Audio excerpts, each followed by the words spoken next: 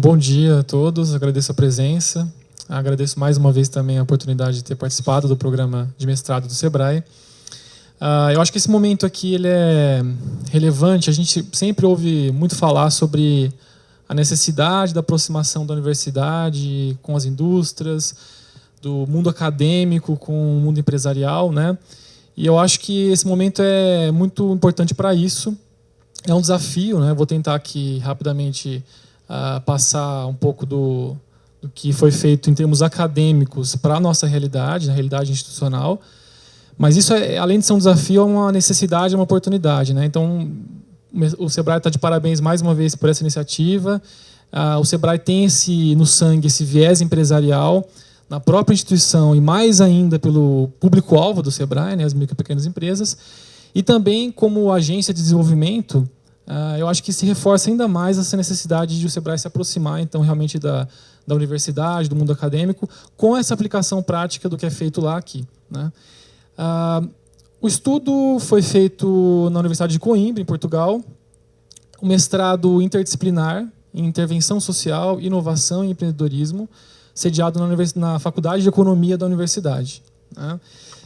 Foi um estudo de casos, um caso analisado, a gente vai ver mais para frente, né, lá em Lisboa, e um caso analisado aqui no Rio de Janeiro, empreendimentos culturais no contexto da economia criativa, em regiões urbanas de baixa renda, digamos assim, territórios urbanos com carências socioeconômicas. Em que medida a presença desse tipo de empreendimento nesse tipo ou nessa espécie de território pode contribuir ou indicar alguma possível contribuição desse contexto de economia criativa para essa realidade, né? E no decorrer da pesquisa, a gente identificou que a economia criativa pode ser até enxergada um pouco de forma diferente também. Então, a gente vai ver aqui na pesquisa, nos resultados, que além desses estudos de caso, em paralelo com o trabalho teórico, uma das grandes contribuições, eu imagino, da pesquisa foi esse repensar a economia criativa e até propor uma nova conceituação. Contexto inicial, né, que originou o interesse pela pesquisa. Na nossa antiga unidade de desenvolvimento territorial, eu coordenava lá uma atuação do Sebrae em regiões urbanas de baixa renda. Foi feita, então, por nós uma metodologia a partir da experiência do Rio de Janeiro para atuação nesses territórios. E isso trabalha muito a questão da intersecção, digamos assim, entre o social e o viés de negócio, né? O Sebrae sempre teve esse impacto social, esses objetivos até socioeconômicos, digamos assim, mas pela nosso DNA, os nossos objetivos institucionais, né? O nosso foco é a geração de renda, o aspecto econômico. Mas essa intersecção entre o social e o econômico era uma coisa também que me instigava no sentido de que até que ponto o Sebrae pode, sim, explicitar mais essa intersecção com o social, em que medida isso tem relevância em termos de indicadores até, né? A realidade, na época, né, de pacificação de favelas, ou seja, isso proporcionou o próprio Sebrae no Rio de Janeiro, no caso, né, atuar e proporcionou também mais estudos, contribuindo para uma pesquisa na área, né? A economia criativa como estratégia de desenvolvimento, isso também, como a gente vai ver, tem sido muito falado. Então, todo esse contexto gerou, então, o interesse por uma pesquisa que, como vocês viram, o tema do mestrado, o título do mestrado, né, a programação, vinha ao encontro, né, mestrado em intervenção social, inovação e empreendedorismo. O problema de pesquisa, então, a partir desse contexto, foi verificar qual seria uma amplitude conceitual e potencial, né, em termos de resultados mesmo, da economia criativa como fator contribuinte nesse contexto, né, de territórios urbanos com carências socioeconômicas. Aqui foi exatamente uma explicação e um recorte desses territórios. O que seriam, então, territórios urbanos com carências socioeconômicas e como foi possível, então, analisar, não de forma comparativa, digamos, mas fazer um paralelo, na verdade, entre esse caso lá em Portugal e o caso no Brasil. Nós vemos aqui que as favelas do Rio de Janeiro, em termos de carências socioeconômicas, né, já nascem, pelo histórico, já nascem com, a gente conhece bem a realidade, né, com diversas carências sociais e econômicas. Por sua vez, por exemplo, em Lisboa e em outras cidades da Europa também, nós temos algumas áreas urbanas degradadas, ou seja, eram áreas centrais que, com o passar do tempo, passaram a ter uma diminuição do comércio, uma diminuição da circulação de pessoas, e aí problemas como drogas, violência, habitações muito precárias, muito antigas no caso, né, fez com que a realidade se aproximasse um pouco dessa realidade nossa de favelas. Às vezes a gente pensa que é muito diferente, mas em termos de habitações, inclusive, às vezes as habitações são mais precárias em áreas urbanas degradadas lá, por exemplo, em Lisboa, alguns bairros, do que algumas casas em favelas, por exemplo, né? Agora, o importante é que essa intersecção aqui, né, foi o que foi chamado de territórios urbanos com carências socioeconômicas, que abrange então, tanto casos lá quanto aqui. E aí, a perspectiva de desenvolvimento desse território seria no sentido de diminuição, como a gente vê aqui no gráfico, diminuição dessas carências socioeconômicas, né?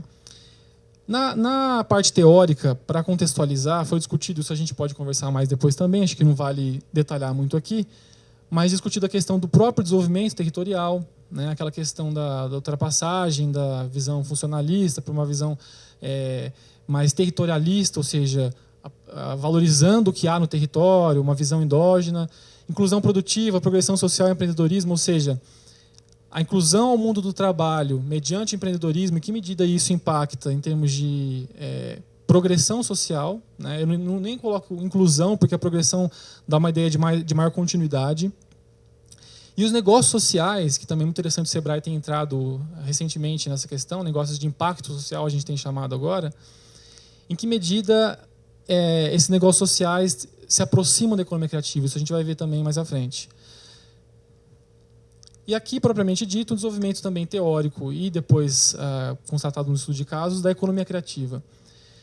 Basicamente, a economia criativa seria uma sistematização conceitual, digamos assim, de setores que têm produtos, que apresentam produtos e serviços baseados no simbólico, no intangível, ou seja, produtos e serviços que têm como principal valor essa questão do intangível, do simbólico.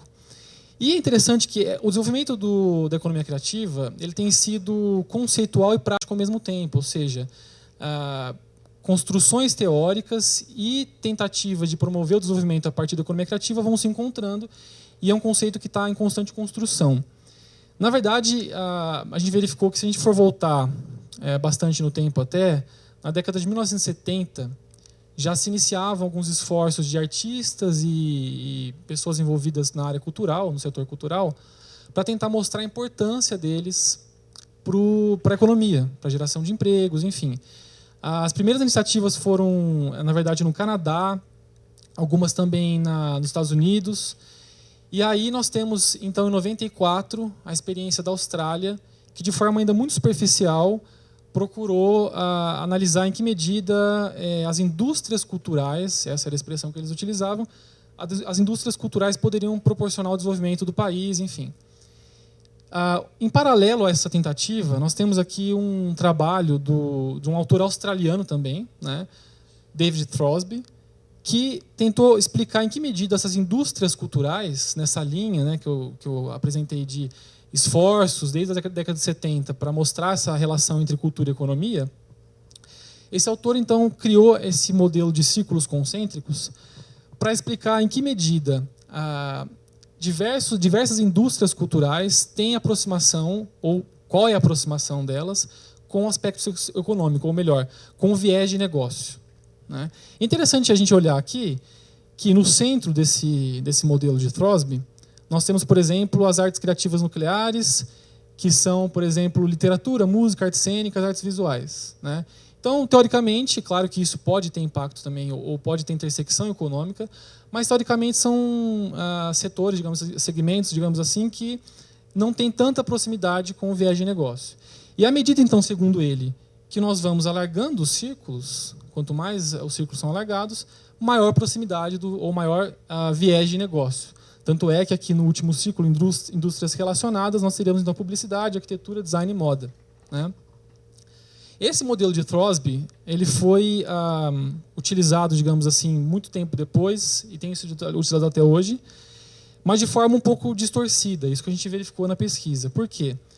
Depois, da Austrália, em 97, aí sim nós temos uma experiência de política pública muito mais sistematizada, que é a experiência britânica. em que as indústrias culturais, que eram chamadas na Austrália, né, foram chamadas de indústrias criativas. E também começa a surgir os teóricos que trabalham esse conceito de indústrias criativas. Então, nós temos o conjunto de indústrias criativas sendo a economia criativa, né? Surge daí o conceito, com essa expressão. Acontece que, nessa experiência, essas indústrias culturais, chamadas por Throsby, elas foram todas colocadas de forma homogênea, como se, na verdade, todas tivessem o mesmo potencial de negócio, como se, na verdade, esse conjunto, esse pacotão, digamos assim, chamado economia criativa, tivesse o mesmo potencial, em termos homogêneos, de promover o desenvolvimento. Só que, pela própria teoria de Throsby, há diferenças, né? A heterogeneidade aqui nas indústrias culturais que foram chamadas de criativas. E nessa tentativa, então, de entender isso, esses círculos foram sendo utilizados de forma um pouco diferente. Hoje, os documentos de economia criativa da ONU e diversas instituições têm tratado, às vezes, a indústria criativa como um pedaço desse círculo, a indústria cultural, na verdade, como um pedaço desse círculo, e a indústria criativa como mais ampla. E aí, na verdade, o que eram indústrias culturais todas, na verdade, essas indústrias são basicamente as que foram utilizadas também no modelo britânico. Elas são separadas agora. Não, isso é indústria cultural, isso é indústria criativa. Então, essas diferenças conceituais, qual a importância disso, né? Parece que é só uma questão de diferenças conceituais. Mas, na verdade, se nós entendemos que todas elas têm o mesmo viés de negócio, isso se desvincula um pouco da prática. Por exemplo, na própria experiência britânica, algumas indústrias, como essas nucleares, por exemplo, na literatura, artes cênicas, são subsidiadas pelo governo, né? Só que no plano de economia criativa, ou nesse modelo que, inclusive, está sendo disseminado pelo mundo e vendido pelo mundo, né? Essas indústrias que são subsidiadas pelo governo, que não têm muito esse potencial imediato de gerar recursos econômicos, elas são colocadas como se fossem parte de um modelo uniforme chamado economia criativa. E isso, quando é replicado em outros países, acaba não dando muito certo, até porque há muitas diferenças também de realidade, né? Foram, então, abordadas essas questões aqui, indústrias culturais e economia criativa, como que isso passou, né, de indústrias culturais para a economia criativa. É importante destacar essa origem, digamos assim, então, do setor cultural e artístico, né, que na verdade se ampliou. Mesmo Throsby, ele já falava em, como eu falei aqui, publicidade, arquitetura, design e moda, e não ficou só na questão cultural, né? Depois, então, na pesquisa, para entender em que medida essa origem cultural e artística do fenômeno da economia criativa, digamos assim, foi utilizado um outro conceito, né, a ciência cultural. Ciência cultural é um conceito em desenvolvimento atualmente. Ele se difere um pouco dos estudos culturais, a gente não precisa desenvolver isso aqui. Mas, basicamente, a ideia é a seguinte, que sistemas culturais e sistemas econômicos são dois lados da mesma moeda, digamos assim, de construção do conhecimento. Então, em que medida isso contribuiu para a compreensão da economia criativa? Em vez de centrar o processo todo na economia, né, a gente vê com essa ligação com a ciência cultural que, na verdade, o centro pode ser a construção do conhecimento, ou deveria ser a construção do conhecimento, em torno do qual giram os sistemas econômicos e os sistemas culturais. Essa descentralização da economia proporciona uma visão mais ampla da economia criativa e uma visão que resgata, inclusive, a origem dela. Para quê? Para que a gente não tenha cada vez mais uma ampliação do que é economia criativa sem saber de fato o que é isso. Hoje em dia se fala, por exemplo, em biotecnologia como economia criativa, em softwares que não tem nenhuma ligação com aspectos culturais e conhecimento como economia criativa. Na verdade, Throsby já falava em, por exemplo, softwares mais interativos no sentido de jogos de videocomputador, por exemplo, né? Então, será que tudo, na Coreia, por exemplo, todas as indústrias tecnológicas vão ser enquadradas como economia criativa? Tem linhas que já apontam para isso. Mas isso é aquela história de o tudo vira nada às vezes, né? Então, essa a importância de a gente analisar em que medida a economia criativa bem delimitada e bem compreendida pode contribuir, então, para ser usada como estratégia de desenvolvimento.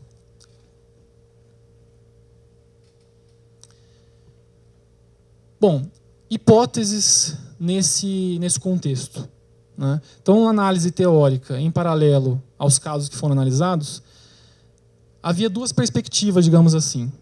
A primeira era que o potencial da economia criativa em territórios urbanos com carências socioeconômicas, a gente já viu o que era isso lá, dependeria de uma abordagem adaptada do conceito. Essa era uma ideia inicial. A gente precisa adaptar esse conceito que tem sido divulgado muito a partir da experiência britânica para realidades diferentes, para realidades que têm carências socioeconômicas muito evidentes. E a outra hipótese era a seguinte: será que nessa adaptação, digamos assim, do conceito, será que não é possível compreender melhor o próprio conceito e, de repente, em vez de simplesmente adaptar uma coisa que não é muito clara, não é possível entender melhor o que é isso? Aqui os objetivos exemplificam um pouco do título, né? E é bom ir direto aqui na seleção dos casos. O que aconteceu foi o seguinte: esse foi o panorama da parte teórica. E os casos, então, para que isso fosse verificado na prática, foram escolhidos da seguinte forma. Lisboa e Rio de Janeiro são cidades, como eu disse, que têm esses territórios urbanos com carências socioeconômicas, favelas no Rio de Janeiro e as áreas urbanas degradadas em Lisboa. São cidades que têm tido muitas iniciativas de economia criativa, ou seja, cidades que têm usado essa estratégia. Dentro dessas cidades, então, o recorte foi feito da seguinte forma: programas públicos, programas governamentais, exatamente pelo fato de a economia criativa estar sendo construída de forma num paralelo entre teoria, entre acadêmicos e programas governamentais. Então foram elencados o Programa de Desenvolvimento Comunitário da Moraria e o Favela Criativa, que eram dois programas que, ao mesmo tempo, tinham o objetivo de promover o desenvolvimento de algumas regiões e territórios da cidade e, ao mesmo tempo, utilizavam princípios da economia criativa para isso. Dentro desses programas, então, um recorte da própria Moraria e do Largo do Intendente e o recorte, no Brasil, de Nova Brasília, que é uma favela do Complexo do Alemão. E dentro desses territórios, que também foram analisados na pesquisa, os casos propriamente ditos, né? Como eu disse, 2 estudos de caso. Então, o caso de um empreendimento lá nesse contexto todo em Portugal e um empreendimento nesse contexto todo aqui no Brasil, Largo Residências e Barraca 55. O trabalho de campo foi feito numa vivência mesmo até nesses empreendimentos, nesses territórios. Fiquei alguns dias hospedado mesmo no Largo Residências. No Barraca 55 eu fiz uma visita também aqui, quando pude estar no Brasil, né, até para a visita técnica do Sebrae.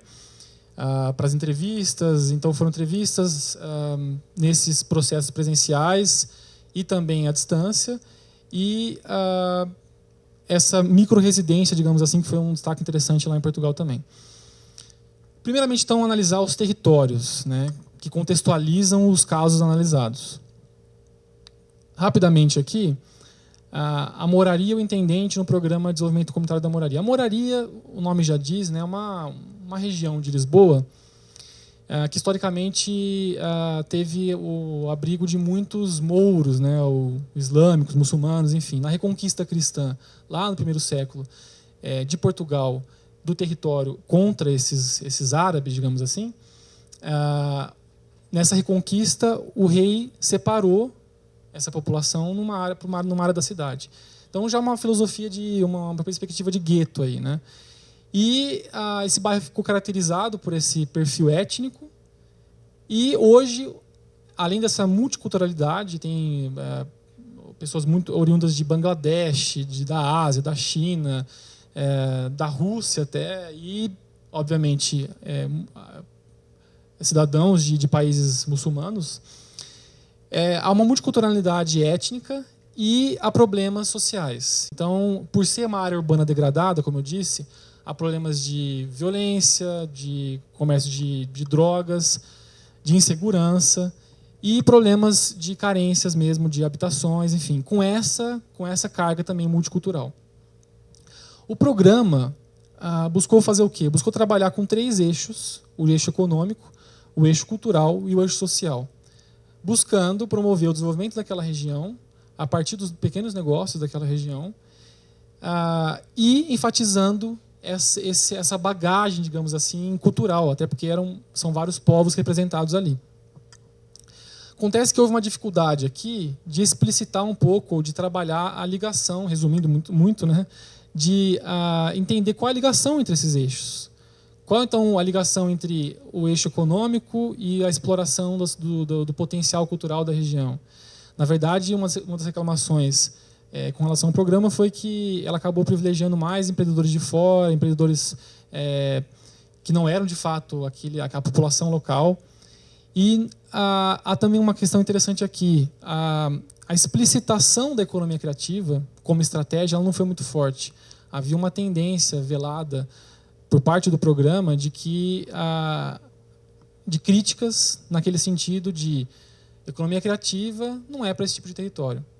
Então eles tinham esse viés de economia criativa, mas não era tão explícito por conta desse receio, justamente que foi o objetivo da pesquisa. Será que a gente precisa adaptar o conceito para esse tipo de território, né? Nova Brasília é uma favela do Complexo do Alemão, uma favela que tem esse nome até porque ela nasceu num boom mesmo de invasões na época da construção aqui da nossa capital. Então é a Nova Brasília lá no contexto da favela.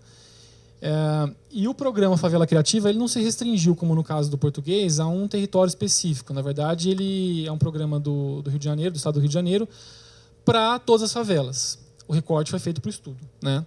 E esse programa ele trabalhou eixos também de economia criativa, eixo econômico e social, mas muito fraco no econômico e no social. Por quê? Apesar de ser uma favela, houve cursos, consultorias, aperfeiçoamentos e feiras, ou seja, diferentemente do caso português, aqui é explícita a adoção da estratégia da economia criativa, mas sem saber muito como transcrever isso em termos econômicos, ou seja, traduzir isso em termos econômicos na prática mesmo para aquelas empresas. É um programa ainda em andamento, esse aqui também de Portugal ainda está em andamento, já numa fase, ambos começando em 2011, 2012, mas aquele lá mais estruturado já. E aqui no Brasil, com essa diferença principal de... Aqui nós assumimos a estratégia de economia criativa, mas não sabemos muito bem o que fazer com ela. E lá nós não assumimos, mas até uma integração um pouco melhor entre os eixos, sem também atingir o ideal, obviamente. E aí, os casos propriamente ditos, nesse contexto todo, né? O Largo Residências é uma cooperativa cultural que, na verdade, tem essa característica jurídica mais por necessidade, né? Eles precisavam ter um perfil jurídico, não tem muito aquele viés que a gente espera de uma cooperativa, enfim. Mas essa é a característica deles, e o modelo de negócio é o seguinte: eles oferecem lá residências artísticas não pagas, gratuitas, e para gerar renda há um hostel e um café. A região era uma região muito complicada. O empreendimento participou de um programa de repaginação, digamos assim, da região pelo governo, e aí eles foram uma espécie de âncora do desenvolvimento, porque com a repaginação, a reconstrução dali da praça, do Largo do Intendente, onde eles estão situados, começou a ter uma circulação maior de turistas. Lisboa, aliás, passa por um boom de turistas atualmente. Um lugar um pouco diferenciado, não um lugar óbvio, né, de turismo. E muitos artistas, turistas, começaram a ir para lá. O hostel, então, lucra com as estadias econômicas, o café também, para, inclusive, bancar as residências gratuitas. Os clientes, então, são como mecenas dos artistas que são atendidos. A ideia deles é a seguinte: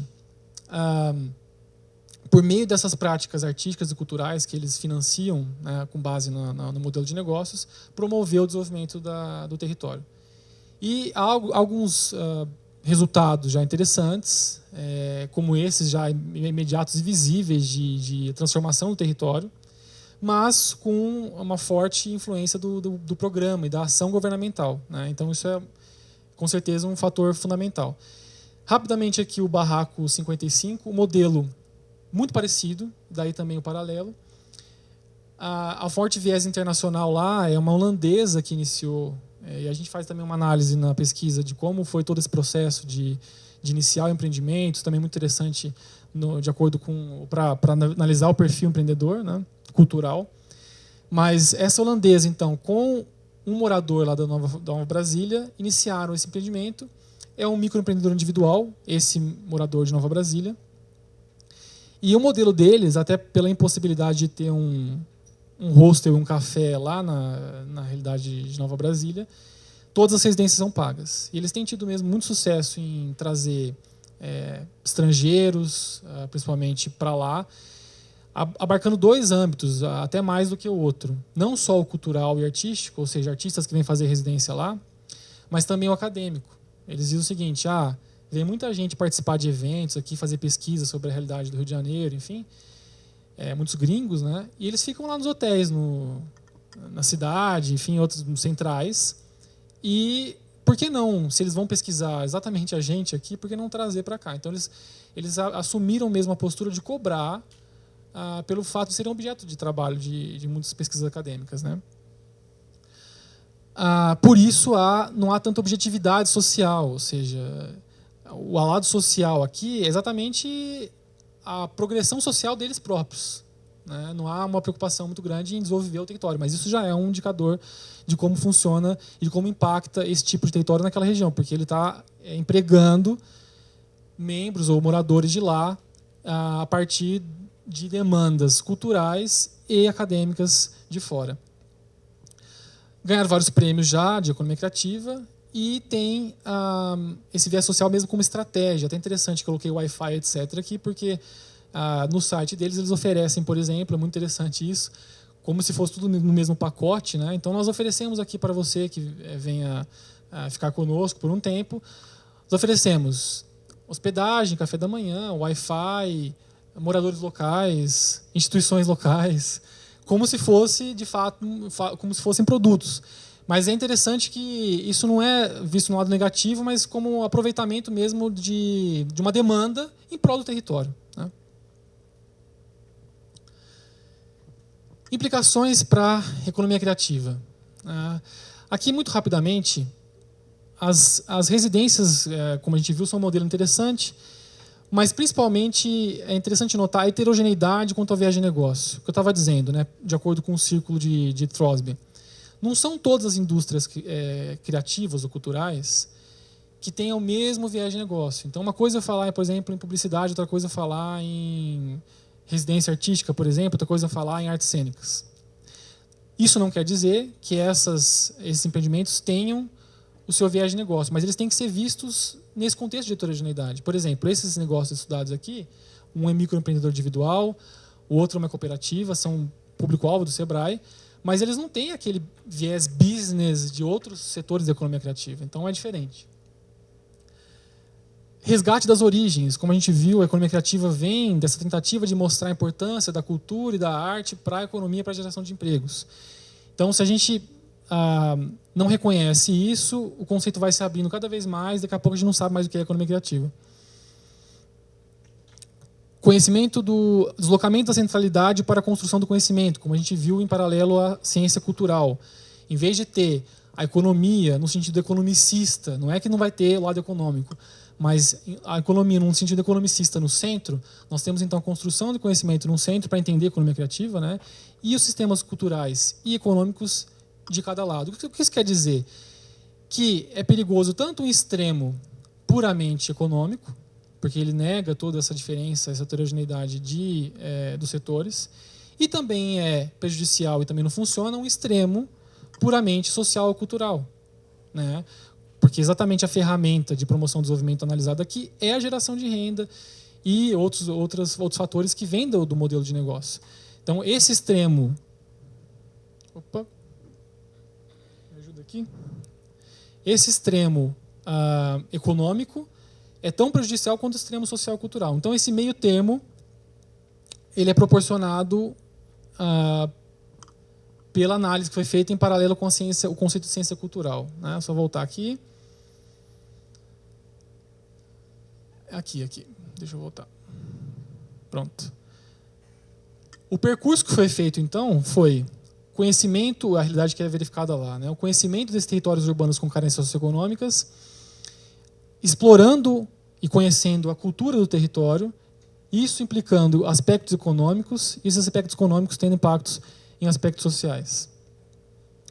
E interessante, como a gente viu principalmente no caso do Brasil, aspectos sociais como agregação de significado. A economia criativa trabalha com o quê? Com o simbólico, com o intangível, com significados. A gente analisa também pela teoria, que é como se fosse uma junção entre economia do conhecimento, economia da experiência. Então, essas residências artísticas demonstram isso, experiência. E essa agregação de significados e sentido, o social trabalha muito com isso. Ou seja, se não houvesse essa realidade, essas carências socioeconômicas, essa realidade social, talvez não houvesse tanto significado para os clientes, digamos assim, que estão lá. Com certeza não haveria, porque são clientes, são pessoas que procuram esse tipo de negócio exatamente porque há uma carga social e cultural que eles querem estudar ou que eles querem, com a qual eles querem se envolver artisticamente, culturalmente.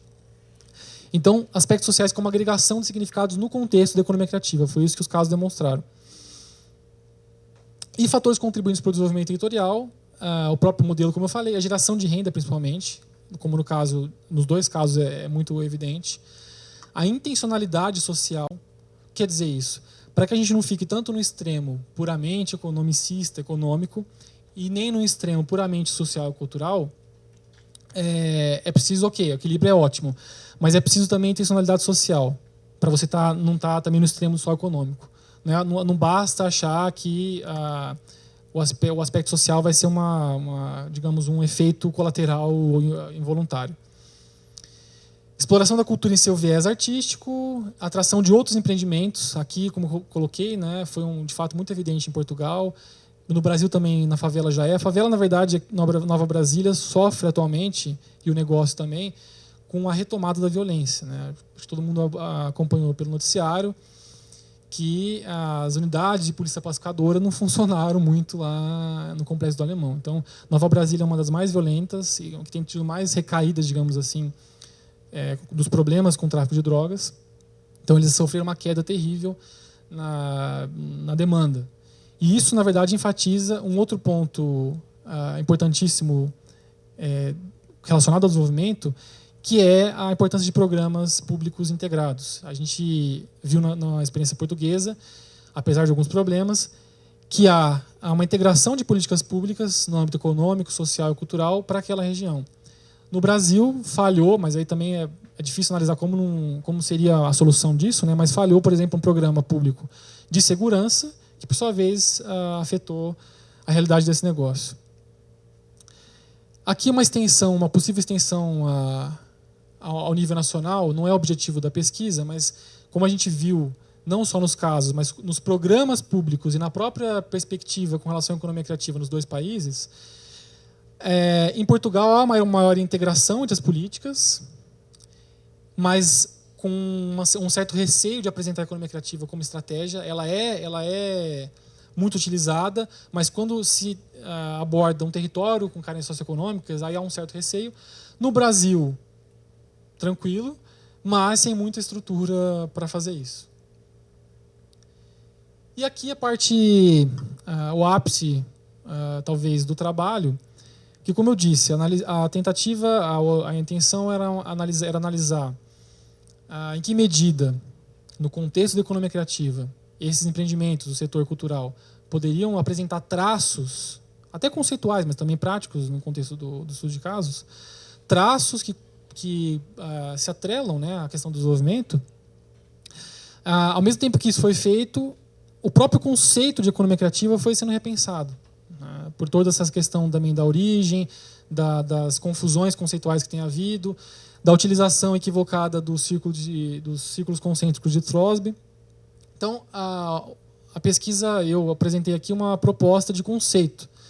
Claro que o estudo da economia criativa, como eu falei, está em construção, e isso aqui é só um passo, espero, a mais para que novos estudos sejam feitos. Mas então, acho que vale a pena ler aqui. Eu entendo, depois dessa pesquisa, que a economia criativa é a dinâmica cultural e econômica, ou seja, de acordo com o conceito de ciência cultural, nós não temos mais a economia no centro, mas nós temos a gente descentraliza a economia, coloca a construção do conhecimento no centro, Então, do lado dos aspectos culturais, do outro os aspectos econômicos. Está aqui. vinculada à construção do conhecimento humano, geralmente numa gradação crescente a partir das artes, círculos concêntricos de Trosby, ou seja, no centro nós temos indústrias culturais, teoricamente não tanto com viés de negócio, mas que podem ser exploradas assim nesse sentido, mas é diferente dos círculos mais externos. Então, numa gradação crescente a partir das artes, que é a origem da economia criativa, nós temos então essa dinâmica, né? E que se projeta em termos sociais, na própria oferta do serviço e produtos relacionados, ou seja, alguns produtos e serviços da economia criativa, como, por exemplo, preservação do patrimônio, enfim, eles têm automaticamente na própria execução o aspecto social. Então, na própria oferta dos serviços e produtos relacionados. Ou na agregação de valor social a esses serviços e produtos. Essa aqui que é a questão que vale para toda a economia criativa, compreendida dessa forma. Que é o quê? Se a economia criativa busca imprimir aos seus produtos e serviços, ou ela busca, na verdade não, ela é caracterizada por isso, né?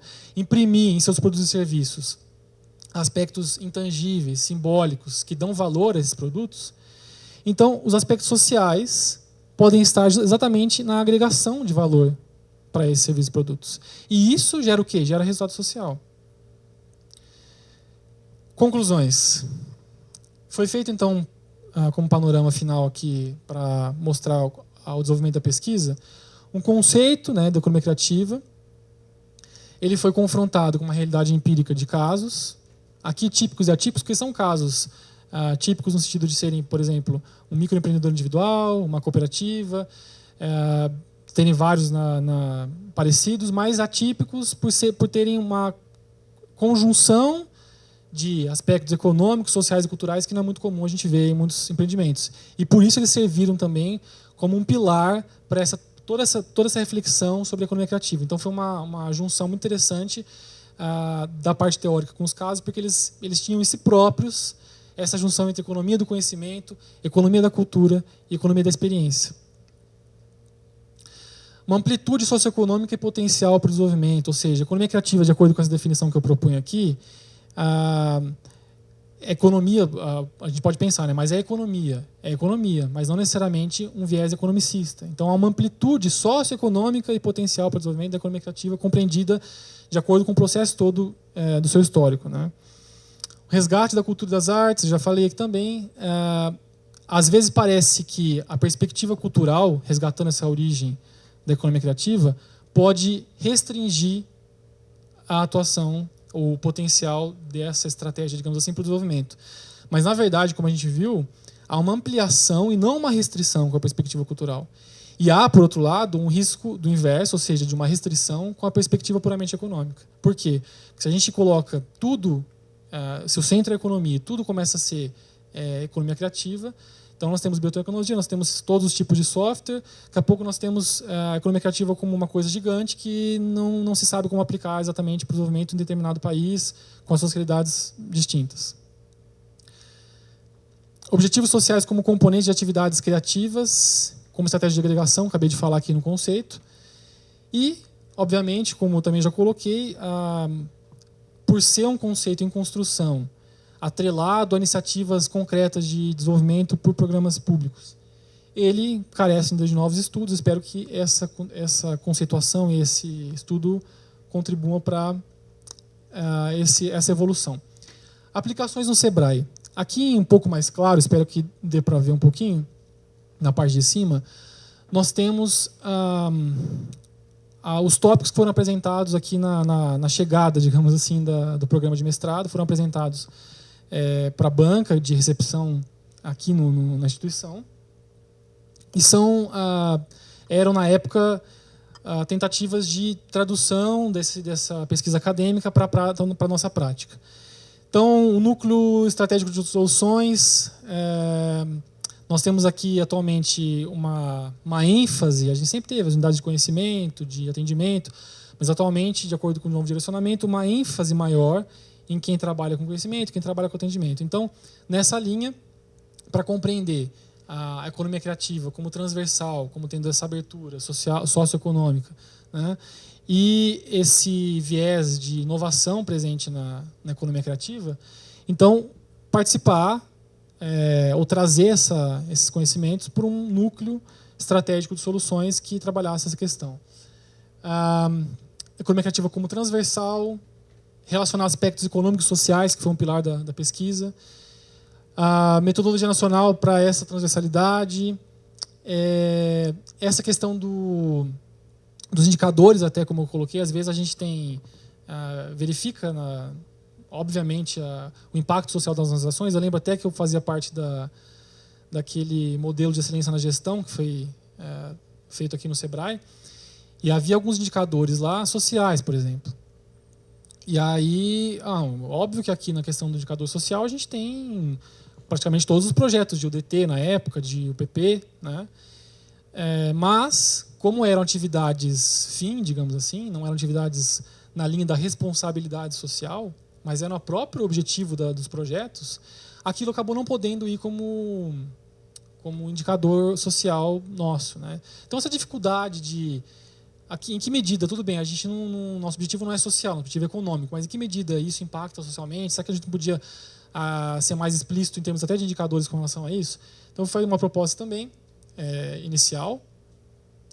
E esse destaque cultural do empreendedorismo, uma outra questão também, né?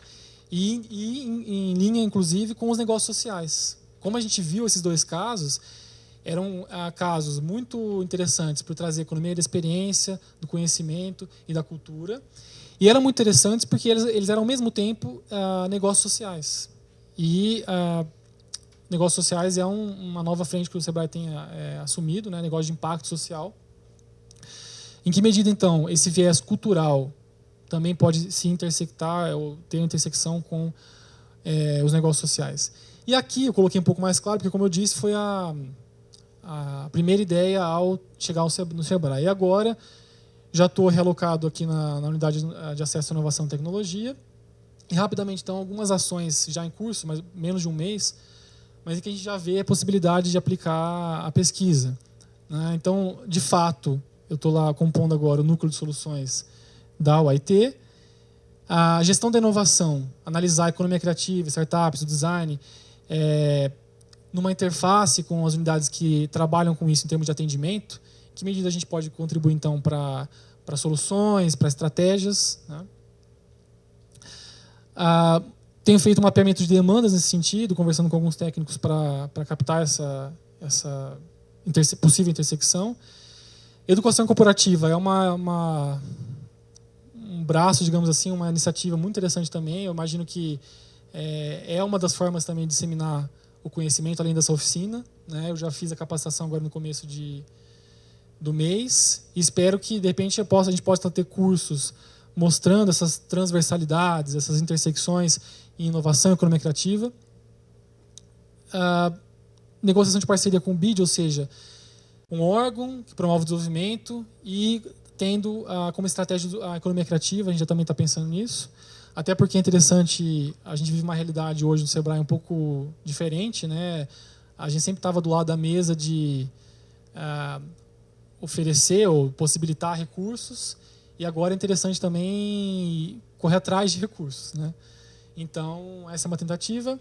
E uma, por fim, aqui muito interessante, a gente já tem uma experiência no Sebrae Espírito Santo de aplicação a indústrias tradicionais, móveis, setor moveleiro, enfim, de princípios inovadores, ou seja, desse espírito inovador da economia criativa. Então, uma metodologia que eles estão tentando aplicar lá, e a gente está buscando compreender melhor isso.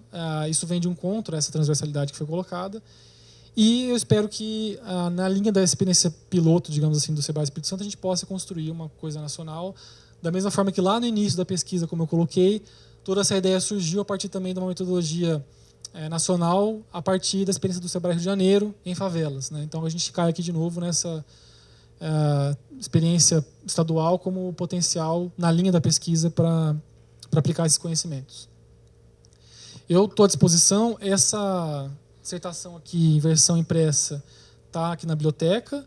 Também vai ter a versão digital no portal Saber. E eu espero muito conversar, não só nesse momento aqui, mas em todos os outros, até por esse canal da educação corporativa, né? Com todos vocês. Está aqui meu e-mail, meu ramal. O ramal é novo porque eu acabei de chegar. Agradeço muito a todos. Obrigado.